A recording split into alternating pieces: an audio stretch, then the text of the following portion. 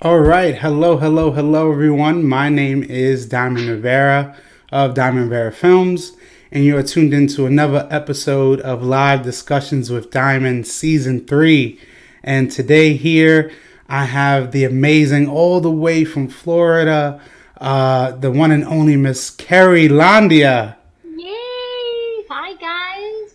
Thank you Yes, for having me. absolutely. I mean, this is a foreshadowment. I mean, before a few weeks ago, I was on your platform, being able to talk with you about me, and now we kind of can switch it around, and me gets know a lot more about you. But again, I thank you so much for taking the time out of your life, your busy schedule, to come and talk to me all the way out of here in New York City. Oh, my pleasure. Anytime. I'm excited. Absolutely. I mean, but before we even get started, I just want to know, how have you been during these crazy times that we're in? I've been okay. I've been trying to find the beauty in things and the light in the darkness. Um, I got to enjoy a lot of time with the babies and the kids. I got to see the baby walk Hmm. because I missed the other two because I was busy working. But I that's what I've been trying to do, work and trying to stay above water and just keeping a positive note because it's very easy to just go, yeah. Absolutely. I mean, I definitely agree. And I think, especially for our dance community in the past 6 to 7 to 8 months, really, I mean, we kind of been hitting the whirlwind. I mean, at one point, I remember in February, maybe early March, people going to socials, and now it's like you're just seeing what Event Now is doing or trying to do something, Oh yeah, yeah. and realizing that, really through the power of Facebook now, we're still able to connect, but the power of media, being able to connect with artists like yourself. And for me too, I really want people to know as well, I've really been following really your journey for years, because Ooh. I myself, knowing as well that you were a part of the La Fuerza franchise, having it out there, as well. Just seeing throughout the years from like Orlando Salsa Congress, from the ADC events, seeing how involved you are in our dance community and the events that we have, but also, in my opinion, being one of the US's leading females Oh, in terms of our dance community. thank And you. absolutely, and I say that definitely because it takes more than just being a performer on stage. It Mhm. also people don't understand the hard work that goes into being on stage, also being a wife, a mother, a studio owner, a director, working in the school yourself. So realizing all of the tasks that you take on, and then, honestly, again, this here is more of a celebration of all of the Oh, success you've had thus far. I'm glad. Thank you. And three kids and and Yeah. tour. I'm Yes. trying to keep up with all of that. But yeah, Absolutely. it's And, cool. and now that we really get a chance to kind of understand, because for me, especially on this platform, I love talking about all of the craziness, the fun, the performances, the experiences, the congresses, the festivals, everything that it entails. But really, too, I love to understand what or who Kery was and is beyond the stage, and understanding there's a human side to you, and realizing that you're more than just a dancer or a director or a studio owner. You're Kery the person. So for me, again, I'm glad that we can have you on, and as well, also to know is that throughout the interview, we will be having real live time comments coming in as well. Just for example, Guy Lavelle out here. I know, Guy. How are Yes, you? absolutely, my boy Guy, and realizing too is that, again, people can be very interactive, but really, I'm hoping, and I know this interview will really help me get to better understand your life as a dancer, but also beyond that. So I mean, where can we do? I mean, I think we can really start all the way from the beginning, and really giving a glimpse of, to let people know where it really started from. Oh my gosh, it's a lot. I know. And I look like I'm 13, but I'm Yes, you old. do. Yes, you. If you round my numbers, I'm almost 40. What? I'm old. What? Okay. Uh-huh. I'm 37. Oh my God. I see it. And look at that. You got the dress just gleaming behind you. Look at the lighting. Everything's perfect. It is. I hope so. Pero, um, where does everything start? At least for us, because I put us kind of in the unit. We're born and raised Dominican, so we were born in the island. And I know that America has come our home, but I mean, that's like true home. Every time that we go back, it's like returning back to the motherland. There's nothing like it. It's nostalgic and um, and I just embrace every single moment, every smell, every food, everything. We just take it all in. So both of us were raised there. We went to New York. We immigrated to New York in '93, and it's just like every other immigrant family, just trying to chase that American dream so that we can have a little more and make sure that the kids go to good schools and all that. So that's what um, mom and dad tried to do for us, and we landed in the Heights. Mm. We were right there, 192nd, Good old Washington Heights. Washington Heights. Yes, 192nd in Saint Nick. Dario is a Dykeman boy, Okay. so you have to go down the hill to go visit Dario. But for me, I was involved in a lot of little dance things that my mom tried to put me on, and that's like the combining thread. Like our moms will always try to put us in something productive Mm-hmm. after school. So I was in jazz and ballet and little classes like that. Um, then when I was a sophomore in high school, um, our neighbor told my mom, "Oh, there's a youth group in 182nd.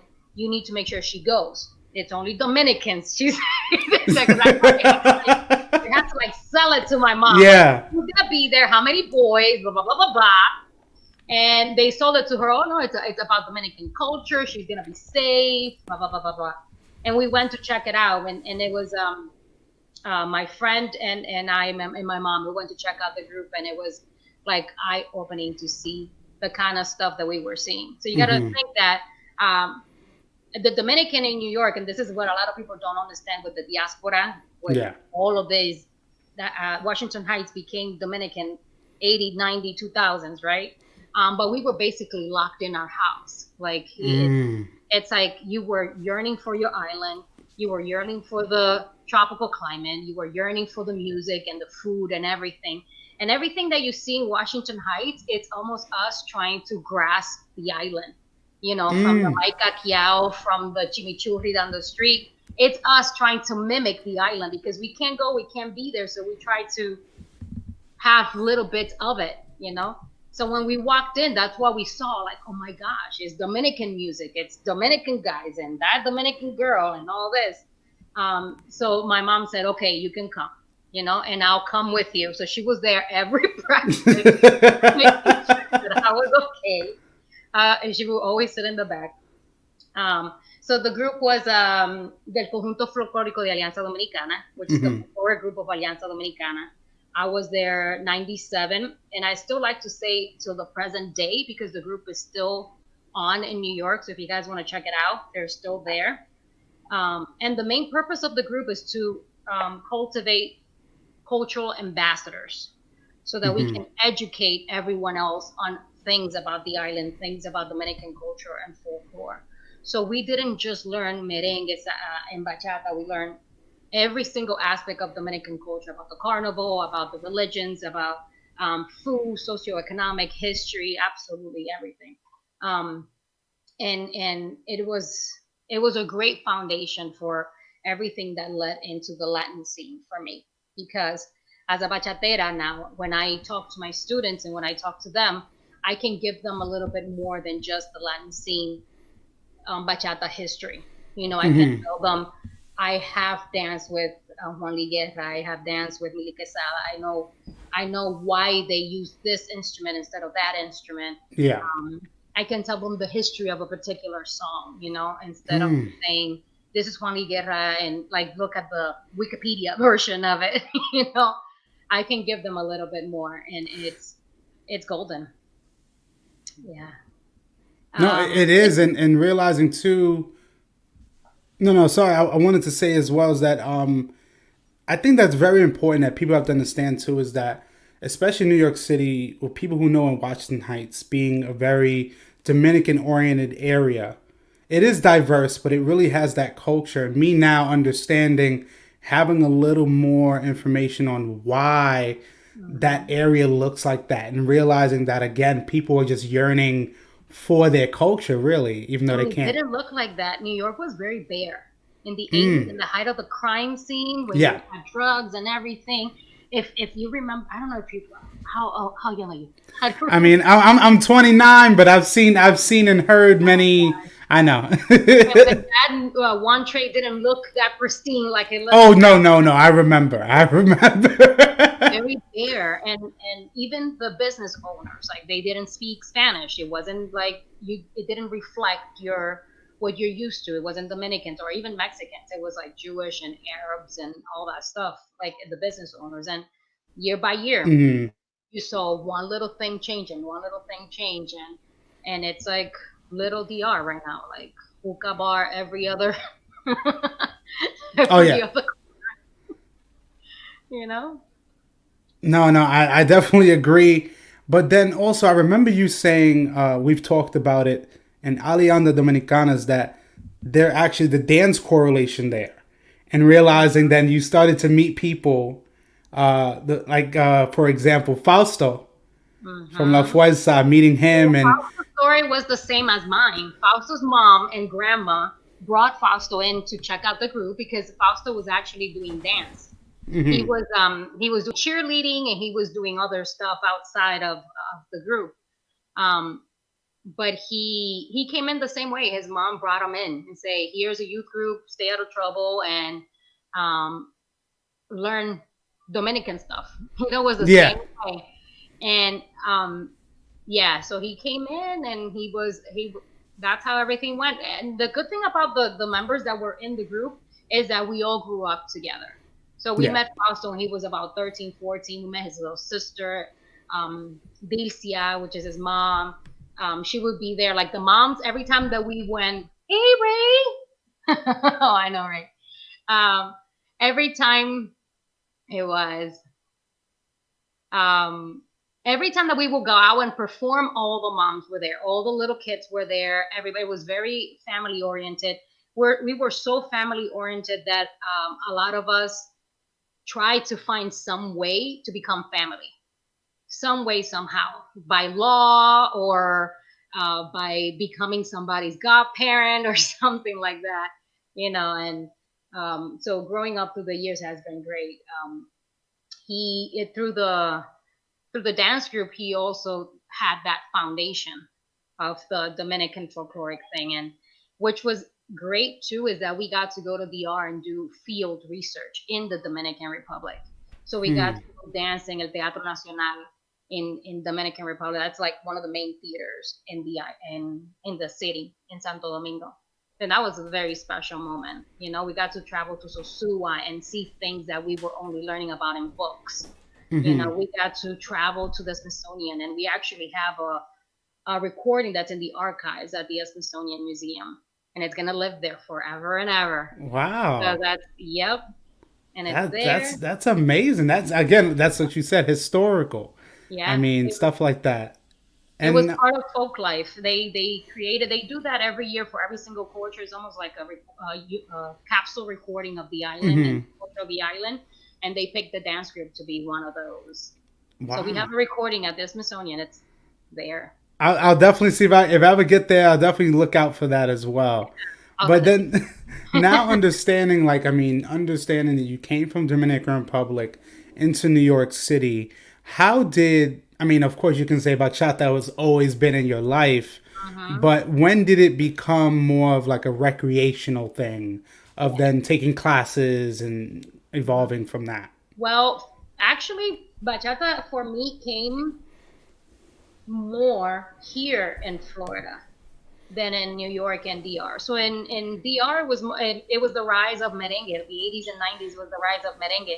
So I was involved in a lot of merengue music, a lot of new forms of merengue, like merengue hip hop when Fulanito came out, and all of these other bands and artists. So that's the hype of that. In the dance group, when it came to bachata, we were looking more into the folkloric side and the origin and evolution of the dance. So when it became more recreational and more into the scene, it was actually here in Florida that because people wanted to learn bachata and they wanted to learn traditional bachata. And there wasn't a lot of traditional bachata, so they asked us to start teaching some bachata classes. So it was actually here, um, in Florida where we started our little bachata journey. And you would say, I think it was, we've talked before, around 2009 that you kind of migrated to Florida. Well, yep, where Dario and I got married. Hmm. So we started thinking, okay, we want a family and all that. And as much as we were both very successful in our professional life, we were making good money for New York, but Hmm. when it came to raising a family, we both decided I don't think this is what I would want for them. I didn't want them to be in an apartment for 9 months of the year, unable to go run or something. Because I just remember the way I grew up in the island. You get out of school at noon, you run to your house to have lunch, and you go to baseball games, and it was green and beautiful. So we decided that the closest thing was to move to Florida so that we can start a family and have the babies run around, and play. And Yeah.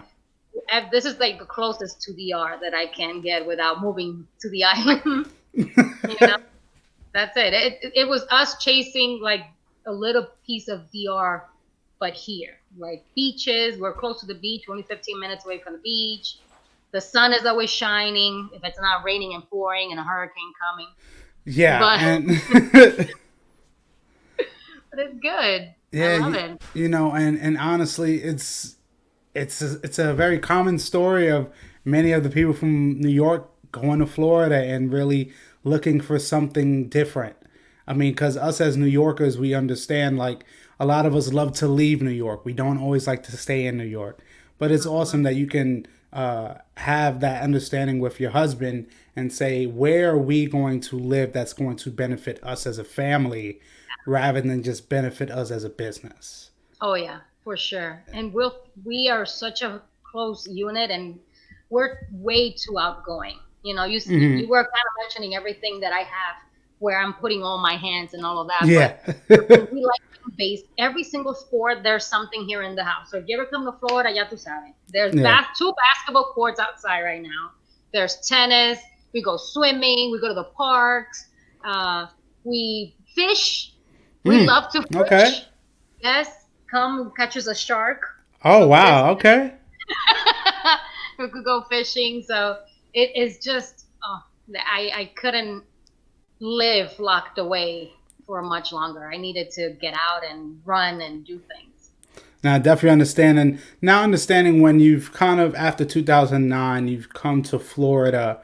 And like you said, that's where you really kind of got that start Hmm. on the dancing or more bachata. So I would really love for you to more like expound on that. What was those early experiences like for you? Well, we started teaching little things because they knew that we were Dominican and there was absolutely no Latin scene in Sarasota. There was just one Mm. Latin club. And, as the club scene goes, is just about the music is pumping really loud and they play one salsa, one bachata, one reggaeton, blah, blah, blah. It's the club scene. But it was the only place where you could go dance a salsa or a bachata. And we went to visit and they saw Dario and I dancing on the dance floor, just like us, jodiendo, doing nothing. And they're like, oh my gosh, are you guys teachers? Blah, blah, blah. You guys need to teach because there's nobody here. I want to dance like you. And I was like, nobody teaches bachata around here. Like, that doesn't happen. I was like, no. So we started like doing these little classes of bachata only here. But we still didn't know about the Latin scene. So what happened was that Fausto reached out to us and they said, I want you to come see me because I'm coming to Florida. And I said, oh my gosh, yeah, I'm dying to see you. I hadn't seen Fausto because we moved 2009 and I saw him 2013, I think it was, at the Orlando Salsa Congress. So Mm. he invited us over. He said, I got you, just come. I want to see you guys. And we were so dying. It's like, when you haven't seen a friend Yeah. for a long time, and I miss my friends in New York, and we hadn't been able to travel. So, and the Orlando Salsa Congress hallway is really, really long, and he was waiting for us in the lobby on one side, and Dario and I are in the other, and it just looked like because I just started running for him, and I ran and I ran and I ran, Yeah. and I jumped on him and I hugged him and I kissed him. And I was like, oh my gosh, it's so great to see you. And so you guys are going to have such a great time. I want you to see this. I want you to meet people. And right now, I just want you to sit down front row. He sat us down front row. And I want you to watch everything from beginning to end. And he was giving us the play by play through texting in the back. This Mm. next couple that's coming up, you're going to love them. Blah, blah, blah, blah, blah, blah. Just watch. And then we would watch and see. He was still dancing with Isabel at Yes. that time with Faber. And so when everything was over, he's like, what did you think? I was like, what is this? What is this thing that you got me into? And then he explained it to us, and they were like, oh my gosh, I love it. And I'm glad that he was able to keep it going and pursue it and be amazing at it. And it was like a little bit of a drug. Like, I Mm. was like, I'm here for it. I'm dying to get back to dancing because we've been dancing for almost 10 years in the folkloric side, Yes. but we've been dancing for years. So now it's like, oh my gosh, I get to be on stage again. Blah, blah. So I was ready for it. I was ready. Him and Ramon, because Ramon came down too. Oh, Ramon Brito. Yes, yes. See, Ramon was here. That's when they had the white number for La Fuerza. Oh, wow. Uh, Wow. You're taking it way back. yep. And that was their debut, their Florida debut. I got to see. So they were Mm. amazing. I So, loved them. so realizing too is that it's kind of come full circle. I mean, from you meeting Fausto at one point to then full circle coming back, and now you're working with him in that Oh yeah. capacity. Well, I just wanted to keep the connection going. I didn't want to, Hmm. after we lost each other for a couple of years, I wanted to make sure that it kept going. So he put out, that's when he started the friend, because he spent a year or so just doing his own thing with La Fuerza and traveling around. Hmm. But then when he decided to franchise the team, I said, you know what, this is a great way to just keep that connection with him, with Ramon, with Christian. Because we also knew Christian used to work for Alianza too. Oh, really? Yeah, he used to work over there with the youth group with Rawi and all them guys in Alianza. So it was a way Wow. to get to see them, Daniel and Madeline, and so I was super excited to be able to keep that connection going, so that we can keep the friendship going, so that we can go out together and see each other and not have to spend so long without touching base. No, So that was the exciting part. absolutely. So then, understanding now, you've kind of gotten your feet wet into this scene. Did you kind of notice a shift in? Because again, when bachata kind of hit, it really just like it popped everywhere. It wasn't Yeah. just singular to one specific city, county, state. It really just like it hit like a wildfire. So, a question I have, especially you having that folkloric background, was there an adjusting period to now the way you were used to dancing, and now did you see a difference in the way the dancing was being brought to you now? Yes and no. Yes, I noticed and I saw the difference, and I know that there's especially with a lot of the true diehard Dominicans, I would Mm-hmm. say, or people that are truly extremists to the genre, that they felt that it wasn't pure anymore, that it was being diluted, that it was being disrespected. But me as a dancer, I especially from the people that I was watching us dancing, I found an appreciation and I understood 100% what was going on. It's their interpretation of it. It's their vision for it. It's how they're feeling it. Because Mm-hmm. I think the breakthrough couple was Daniel and Desiree. They're the first couple that kind of started making that whole shift. But as soon as I saw them, I appreciated 100% that shift into a fusion of bachata Mm-hmm. and all of that stuff. However, what I find is that we always, and I hear a lot of even central teachers saying it, you need to have a very grounded knowledge of traditional, you know, Yes. before you go and try to experiment, or at least try to go back, even if you start with Central because you liked it, because you loved the movement, because they called for you. At least if you go back and build that foundation, I think it brings a respect to the culture and a respect to the dance that you are willing to put yourself to that, to see it and do it. Um, we went for a wedding in Punta Cana, and we didn't want to dance inside of the resort. We wanted to go Mm-hmm. out with the people, so we went out to a club to do that. And we went. A couple of the people that were in the circle were also people in the scene, or were people that had never been in the island. They were not Dominican. They had not been Mm. in the island. That they had not seen like real Dominican bachata dancing, Yeah. and they tried it. They tried to do all the movements and all the, and everybody Oh was just no. looking and staring, like, and we were like Uh, this, you know. And they were not, the people were not necessarily staring because they were admiring. It was like, you yeah. know, it's like almost going to China and going to a sushi bar and ordering a double decker burger, you know. Yeah. And it's Yeah. I completely understand what you're saying because for many people who haven't been maybe to Bachatu, a Mhm. prime example is going to that event and they always had a club section that the locals would come and they're Yes. watching the dancers who are dancing traditional and then they're seeing the ones that are dancing sensual and they're looking at them like what is this. Yeah. And I think the thing is that when they hear the word sensual, they kind of think like there's a little bit more sensuality in it. And I Hmm. think true traditional bachata has it already.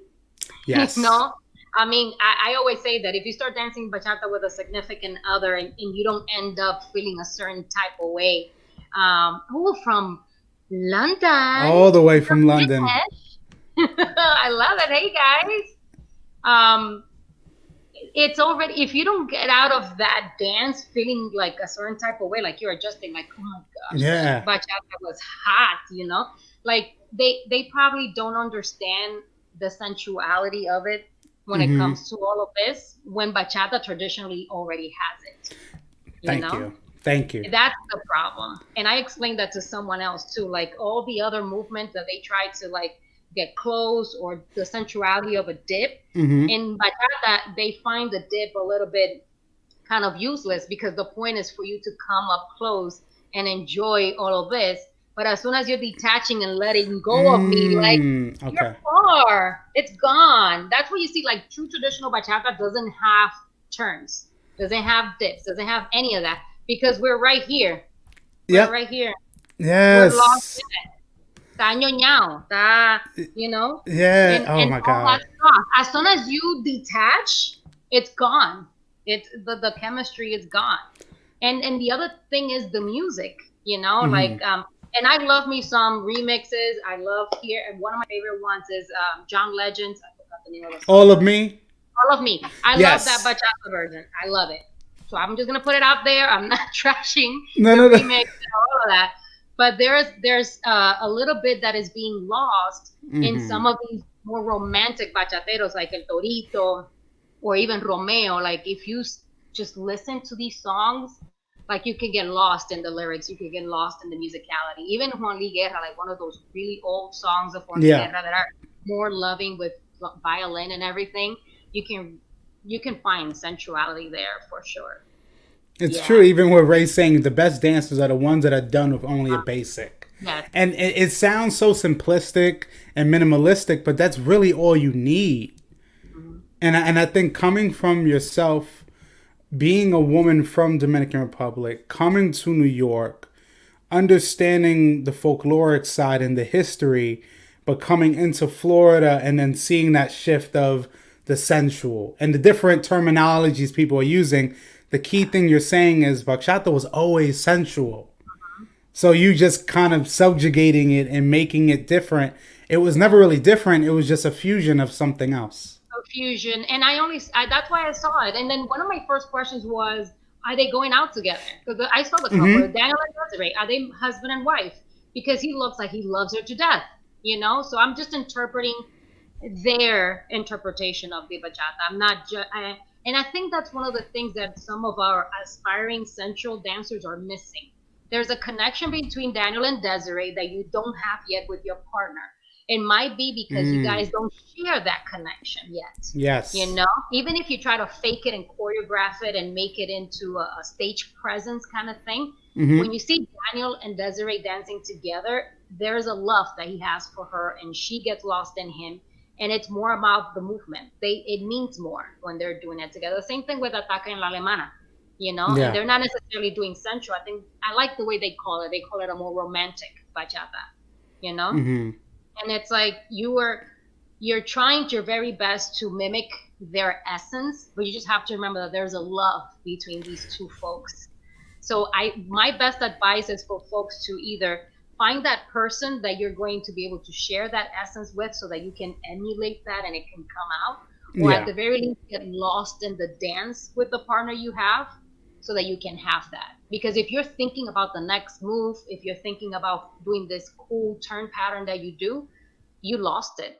And Goldina said that a little bit. He told me, I asked him, what do you think would be the best way for someone to get on your video, on recap video? And he said, just get lost in the dance and forget that I'm there. Because I'm going to catch those golden moments where you're just one on the dance floor. And those are better than the ones where they look like they're, Yeah. When they're doing too much, they're doing too much for the camera. yeah, And and understanding too is that you really breaking it down so simple and saying that it you don't have to do dips, you don't have to overdo yourself, just like Jonathan Gondinez from Spin Media saying that don't worry about the camera looking for you, just be one with the music and it'll mhm. find you. Oh, yeah. Always. And that's how you catch those videos and you are in love with those videos, is because he was able to capture that moment from that person.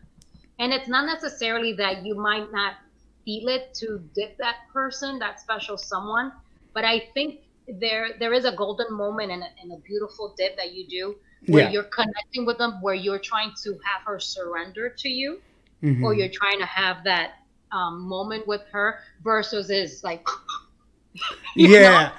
I executed a dip, yay me! Versus you doing it where you're like, here, madame, I'm here for Yeah, you. but I think it's really just the trust and the communication that you Mhm. have to have, because, like you said before, the biggest issue that I've seen, and it seems like you're saying the same thing, is you're seeing people dancing at these socials so close knit, but you can tell there's either connection or there's not. There's sometimes Yeah, people are seeing Daniel and Desiree and they take a few classes and they think that, oh, I can do that on a social dance floor yeah, and it will work. yeah. No, No. no, You need to take a lot more classes. I think yeah. two people need to do is before you get on the dance floor, just watch the dance floor. Just Hmm. watch and see the dancers who you might ask to dance or who might ask you to dance. And that Yeah. kind of gives me a great segue into understanding now from getting inside the dance world and now slowly doing the teaching. How did it feel then to become a studio owner? An actual, studio Well, owner, dancing director. well, the main thing is it's almost the same thing of renting an apartment and owning a house. Mm. You know, there's a reason why you stop renting and you start having ownership. I think we wanted to feel comfortable in our own home. So we don't want to keep renting. The other thing is that we had a vision of the kind of community that we wanted to build. You know, we had one of our students once. We had a little potluck dinner at our studio, and he asked me, "So what's your goal here? Like, what is it that you're trying to do? What is it you're trying to do? Like, tell me. Like, I want to hear from you." You know, and I love him to death. He's probably watching. Chuck, I love you, just so he knows. Um, but I told him, look around, like stop what you're doing and just look around. And what do you see? He tells me, oh, there's people laughing, there's um there's people dancing, there's people eating, the babies are here because my kids were there too. Hmm. Um, the main thing is building a community and a family. Like that's what I want. Like look around. Everyone here is having an amazing time. Everyone here is enjoying one another. Everyone here is a family to us. So we there was a little missing connection when you rent a studio and you walk into a studio, you have to run out, you have to be there a certain time. You couldn't, you have to mind this and mind that. But when you have your own home, then you can really truly have see your vision being executed, and for us that was the goal, like build a little community of folks that care about each other, and the connecting factor was dance. Mm. That's the one thing that connected us. And the other thing is that no one necessarily, it was a very diverse home. I mean, we still are a very Yeah. diverse home because we have an open door policy. Everybody is welcome in our studio. Hmm. Everybody's welcome. Come as you are, and if you have a certain goal, we're going to try our best to get you where you want to be. But the main thing is that you're having a good time, that you're learning, and that you have a big old smile in your face, and that we can hug each other, and one love, basically. Okay. I love that. And now at least a last segment I want to get to before I get into the segment I call the randoms is from your experience of teaching, then now performing, and now becoming a social figure in the scene. What are some of your memorable events that you've been to throughout the years that like just pop right in your mind that you wish you could just go back to right now? Oh, well, the Orlando Salsa Congress will forever have a very special place in my heart. Hmm. Dario and I got married July 3rd, and Orlando Salsa Congress always falls 4th of July weekend. So when we went to meet Fausto for that first time, we were actually celebrating our 10th wedding anniversary. Wow. So on that day we said we're coming back every single year, and that's how we're celebrating our wedding anniversary every year. So Jose Luis, we gotta do it. We gotta celebrate, okay? Oh my God, that's pressure right there, and And I mean Orlando, that shows something. Just like one yeah, specific event can give you that much oh love. yeah, and it's the same thing because Jose Luis and the whole staff that works with Jose Luis it's one big family. Susie and Sonia and Renzo and Ernie and Godinez that now is part of the family. It's everybody. It's hugs, and I brought the baby last year when I was emceeing the Orlando Salsa Congress. I had just given birth 5 weeks before, and I got on that Wow, stage after giving birth by C-section, mind you. wow. Yep. So when I was up there, I was in pain and agony, but I did my shit. And Sonia was holding the baby the whole time, and I went upstairs to breastfeed, and then came back down to the social, and went back up to breastfeed. So it's amazing. But one of the most memorable moments that I have from the Congress was not even with Fausto. It was the first experience that I had with Sapphire. So they had, I don't know if you remember that, I forgot what they called, the name of the song was, but she had that black unitard with all the rhinestones. I think they were like Yes. the black, no, it was one of those first ones that just shot them up. Yep. So I was front row and I got to see that show debut. And I was like, I love her. I want to be her. Well, who is her? And we all ran out to the lobby, and Sapphire comes out like badass out backstage. And Arlette walks that hallway like She owning owns it. that, own that costume. She didn't say a word to anybody. She just walked all the way to the elevator. She was going up to get ready for the social, like the usual dancer thing. But I stood there and I watched her leg walk from one side to the other till she got to the end, and I was like, I want to be her. I love her. She just amazing. So that was a Star Trek moment there at Orlando. And the next event is Aventura. My Mm. God, guys, if you haven't been to Aventura, you have to go. Once you go on Aventura, you're never gonna want to go on another cruise in your life because Okay. I know people like to say that it's nonstop dancing. It's not necessarily nonstop dancing. It's nonstop fun. That's Yeah. what it is. And we went last year. We got to go to Dominican Republic, so Mm. I went and I took a lot of our students, and we went and landed in Puerto Plata. So I got to show them the island. So I went out with them like a little tour guide. We got ATVs and everything. And they were selling rum. I got them drinking rum. They were Ooh. wrapping tobacco like the real Oh, thing, wow. like The real, real. artisan thing, and we saw him making from scratch. And these are like conservative people, ya tú sabes. Yeah. And they were like, "Do you want to smoke it?" And I said, "Yeah, we want to smoke it. This is culture. Let's do it." And they were like, "I don't know, Kenny. I don't know if I should do this." I said, "You doing it? We're in DR. We're on vacation. We're not in food. I was smoking it. Let's go." Yeah. And we smoked that shit. They were selling octopus on the beach, like Oh, fresh, sí, el pulpo. lambi, and it was in a Mm. bucket, Oh, wow. like bucket like this, and they were like selling it by the cup, like one of those styrofoam Yeah. cups. They gave us a full cup, and I made them eat that.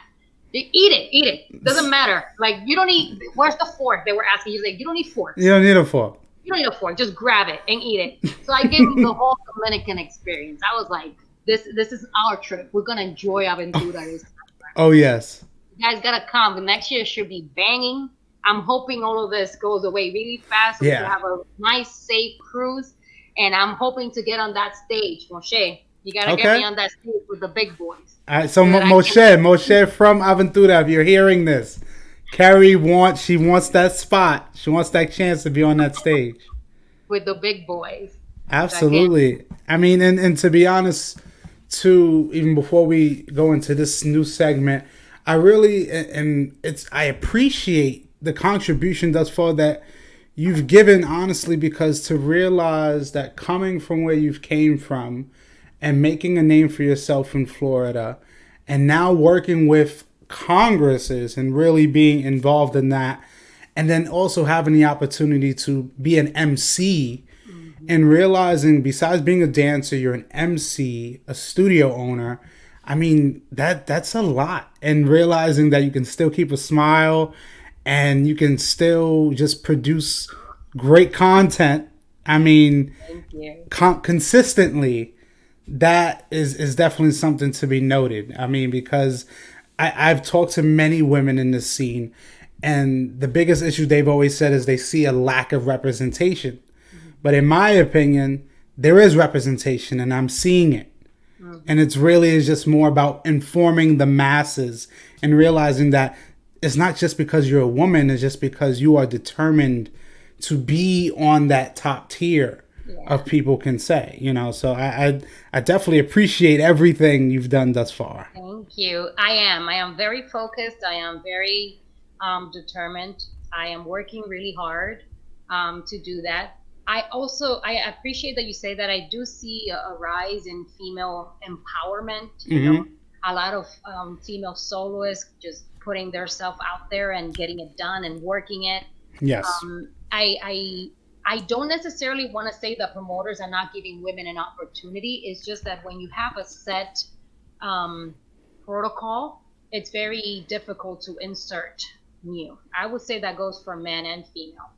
I just wish that in order to try to keep things fresh and try to do things that are a little bit more innovative into your thing, that you consider like a female MC. It doesn't have to be the full weekend, but it could be like a Friday night or a Sunday night or something like that. I think it brings a new dynamic to the event, especially because everyone starts to see the same person on stage, and having a female there, maybe just do duets, a man and a female, Hmm. and see how it goes. For a long time, what I saw was that they have been using female MC, but it was someone that was more in the broadcasting. Yeah. Yeah, and it sounded very news-like and Commercial. very commercial. So I think that what I bring is almost like that Rudy dynamic, a little bit Hmm. more comedy, a little bit more swag, a little bit more femininity into it.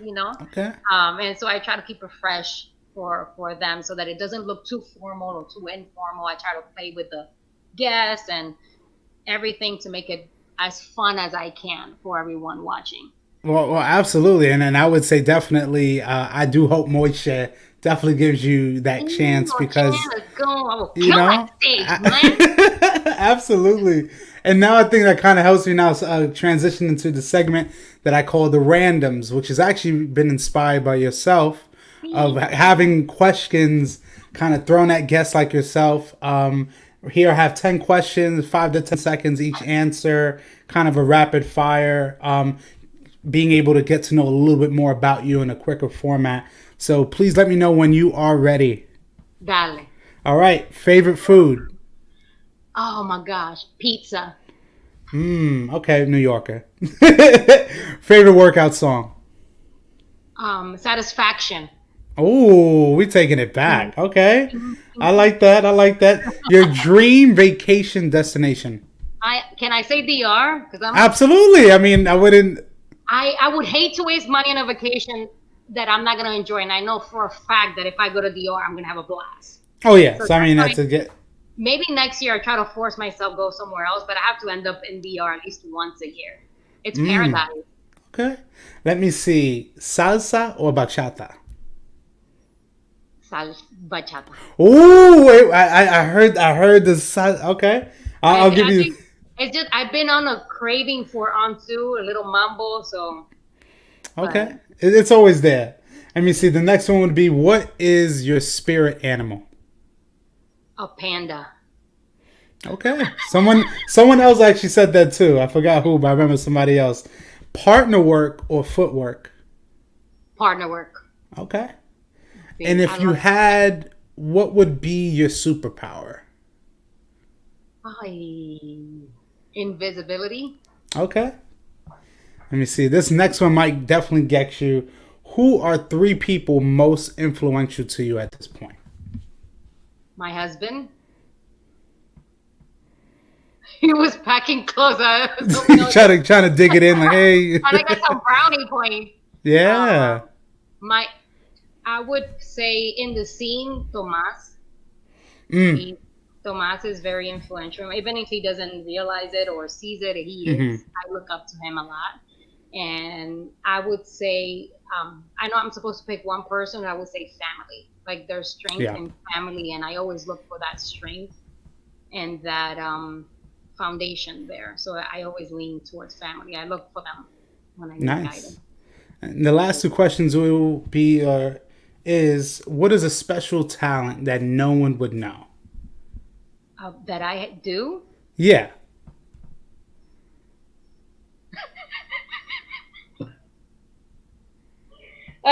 Oh my gosh, what's my special talent? I don't know. I can split, There but you that's a go. dancer thing, I you mean, know? there's many people in the world that can't. So this, I would, Singing. yeah. I mean that helps. And I would say, man, the last one would be, if you were on an island, what are three things that you would have to have with you? My family. Okay. That's cheating, huh? Music and food, Any but specific? not just for survival, like Takis or hot sauce or like snack foods, beer or a Okay. way to make beer. I'm a beer drinker. Okay. I like that. Wait, actually, what kind of beer do you drink? Actually. Everything. All We do right. exotic. Yeah, I don't no longer drink the Modelo, the Coronas. I'm sorry, guys. Don't Yeah. hold me for it because I just acquired a taste for the fines beers and the.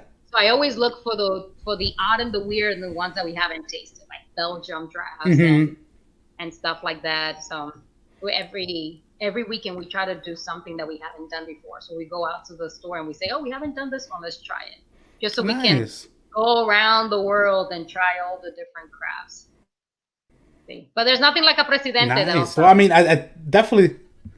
Oh no, no, a nice cold presidente. Nothing is like that.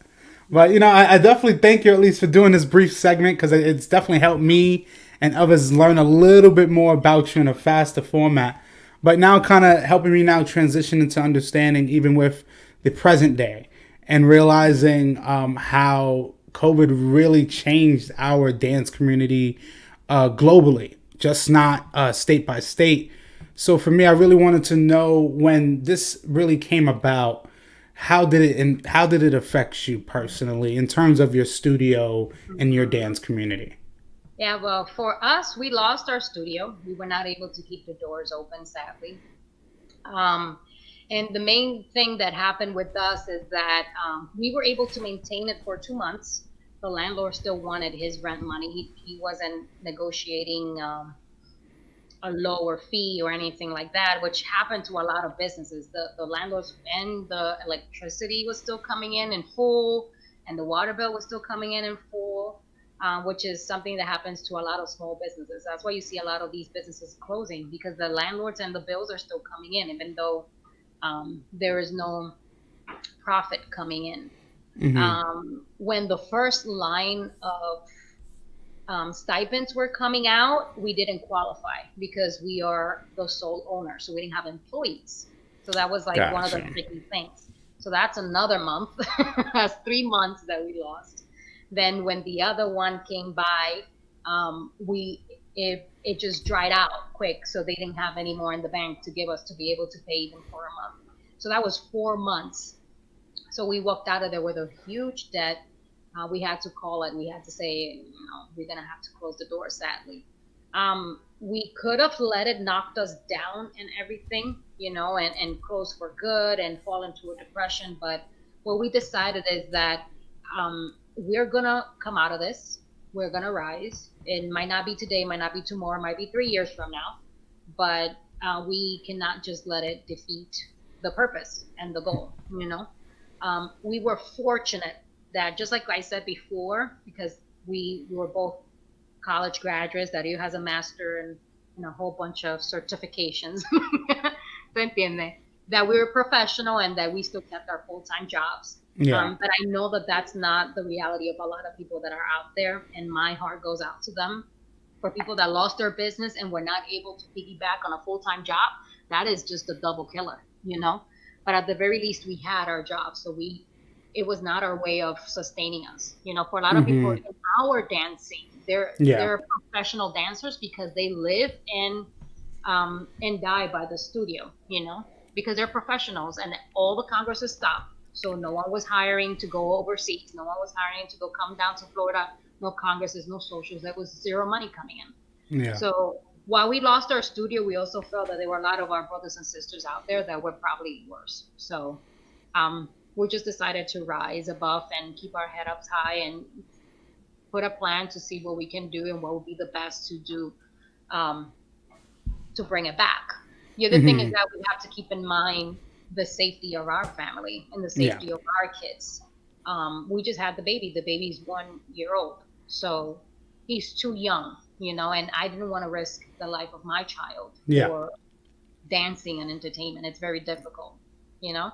I have a high risk mother. She's a Hmm. diabetic, a chronic diabetic, and I wouldn't want to bring something to her that's going to have me lose Yeah. my. I know that it's bound to happen, and I'm sorry to sound morbid. ¿Tú entiendes? She's Yeah. young and she's bright. Está comiendo allá en Nueva York. She's doing her thing over there in New York, Yeah. but I'd rather her be safe. Absolutely. So when everything started to come back little by little, what we decided is what would be the best way for us to bring the studio back. So what we did is we rent a space. We put all the restrictions in place, limited capacity. We do temperature checks. We all wear our masks so that we can keep the safety of us and the safety of the students, and still be able to try to pay some of that debt back and bring back the stuff. We are in Sarasota County. In Sarasota County, it's not as industrialized as Tampa or Orlando. Those are bigger cities. So our Yeah. numbers are not necessarily as big, but we wanted to just make sure that we had all of the safety protocols in place I would hate for one of our students to be one that ends up in the hospital. Yeah. That's my biggest fear. And in ICU, and we already lost a lot of members of our dancing to COVID, not necessarily in Sarasota, but in the dance world in Yeah. general. And just knowing that it can happen to one of mine, it's like, ooh, no. So let's protect each other. Let's do what we need to do, and we're getting a little dancing on still, and if we're wearing a mask, so be it. Let's Yeah. just, let's just be safe. That's all. But things are picking up. Yeah, and absolutely, and like I appreciate just your honesty and transparency, and realizing that even through the obstacles you were going through, you were able to still triumph and now rebuild. and rebrand everything, and understanding that you have to live under a new different set of regulations in order to keep your business afloat, Yeah. and realizing that I think what you're saying is extremely important, is realizing you're taking yourself out of the situation and saying, I cannot just look out for me. I need to look out for the family that I come home to.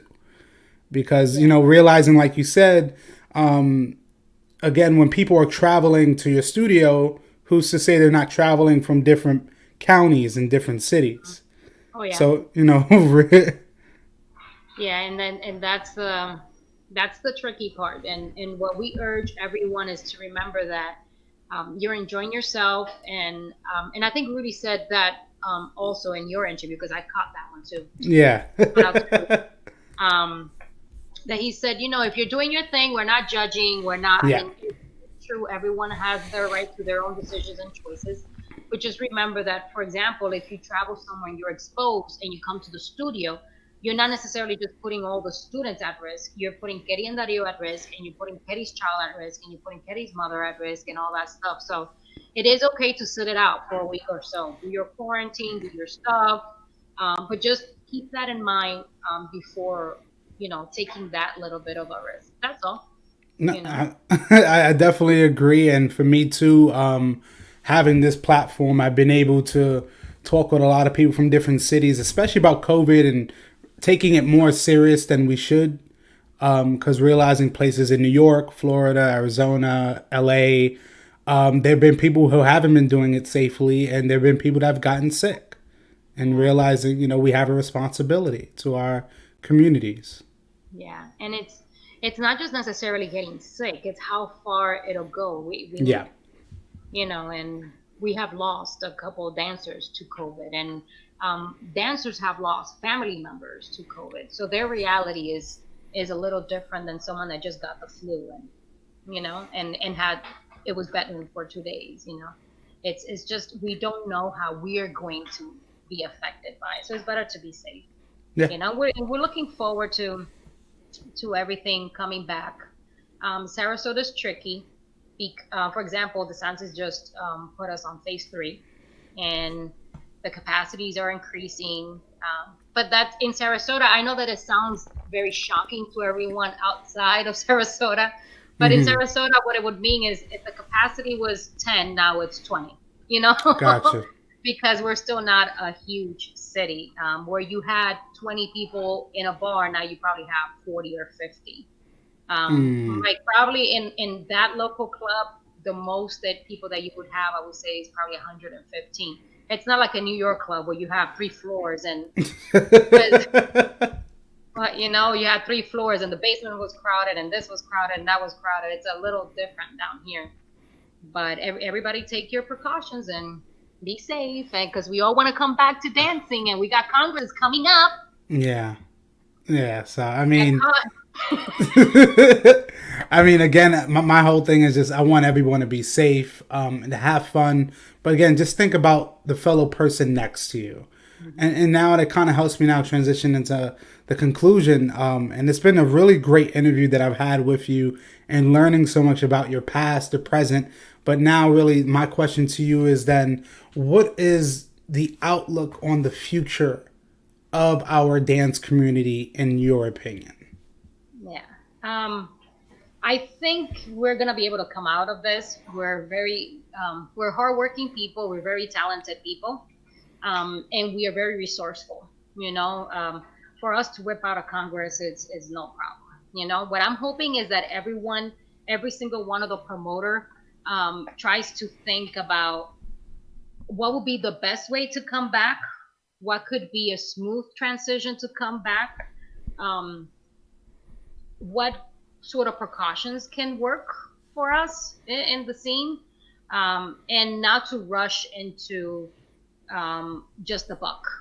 You know, Yeah.